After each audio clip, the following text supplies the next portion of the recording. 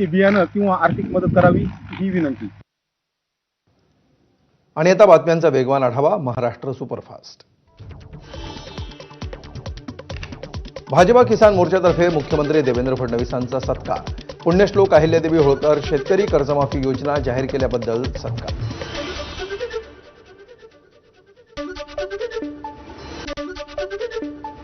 मी आयुष्यात खूप कमी सत्कार स्वीकारतो, पण किसान मोर्चा सत्कार करणार आहे समजलं आणि महाराष्ट्रातल्या शेतकऱ्यांशी संवाद साधण्यासाठी हा सत्कार स्वीकारला. मुख्यमंत्री देवेंद्र फडणवीसांचं विधान.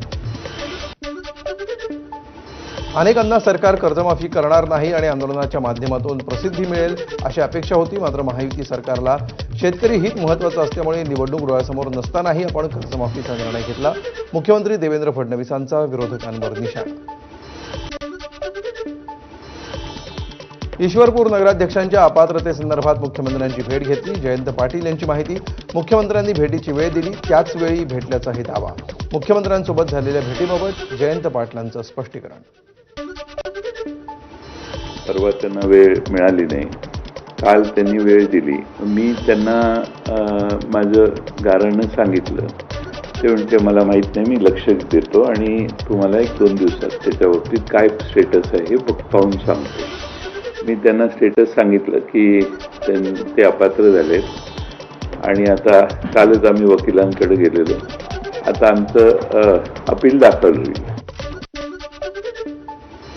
दोन्ही राष्ट्रवादीच्या विलिनीकरणाबाबत कोणतीही चर्चा नाही. विलिनीकरणाबाबत प्रफुल्ल पटेल आणि सुनील तटकरेंची कधीही भेट नाही.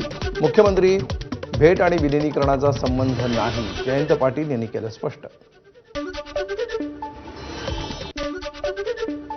शरद पवारांना सोडून कुठेही जाणार नाही. पक्ष सोडण्याच्या चर्चांना जयंत पाटलांचं उत्तर. सर्व आमदार खासदार शरद पवारांच्या पाठीशी एकसंघ असल्याचंही केलं स्पष्ट. दोन्ही राष्ट्रवादींचं विलिनीकरण होणार असल्याच्या चर्चांवर खासदार सुप्रिया सुळेंनी भूमिका स्पष्ट केली. पक्षाच्या धोरणाबाबत कोणतीही अधिकृत माहिती देण्यात आली नाही. सूत्रांची माहिती योग्य नसल्याचं सुळेंनी केलं स्पष्ट. मतदारसंघ पुनर्रचनेमध्ये 50% जागा वाढवायचं ठरल्यास शरद पवारांची राष्ट्रवादी, ठाकरेंची शिवसेना, काँग्रेस आणि डीएमके पाठिंबा देणार. एबीपी माझाला खासदार सुप्रिया सुळेंची माहिती. शरद पवारांची राष्ट्रवादी आणि ठाकरेंची शिवसेना दोन्हीही पक्ष इंडिया आघाडीचा भाग आहेत. त्यामुळे केंद्र सरकारच्या महिला आरक्षण विधेयक आणि मतदारसंघ पुनर्रचना विधेयकाला समर्थन द्यायचा प्रश्नच नाही. काँग्रेस नेते नाना पटोले यांची प्रतिक्रिया.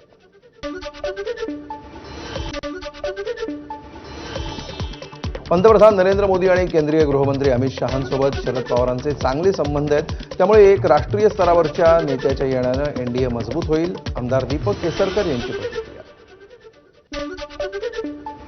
अर्थखात्याबाबत महायुतीमध्ये योग्य निर्णय होईल, त्यावरून महायुतीमध्ये कोणताही वाद नाही. अर्थखात्याबाबत मंत्री पंकजा मुंडेंची भूमिका. नागपूरच्या रॅडिसन ब्लू हॉटेलमध्ये खासदार संजय राऊतांच्या उपस्थितीमध्ये महत्त्वपूर्ण बैठक. पूर्व विदर्भातील शिवसैनिकांची बैठकीला उपस्थिती. 18 जुलैचं रामरक्षा पठण आणि उद्धव ठाकरेंच्या नियोजित सभेचं स्वरूप ठरवण्यासाठी बैठक. यानंतर एक महत्त्वाची अपडेट. माजी खासदार विनायक राऊत यांच्या अडचणीमध्ये वाढ होतीये. 23 तारखेच्या सुनावणी आधी देखील पोलीस अटकेची कारवाई आता करू शकणार आहेत.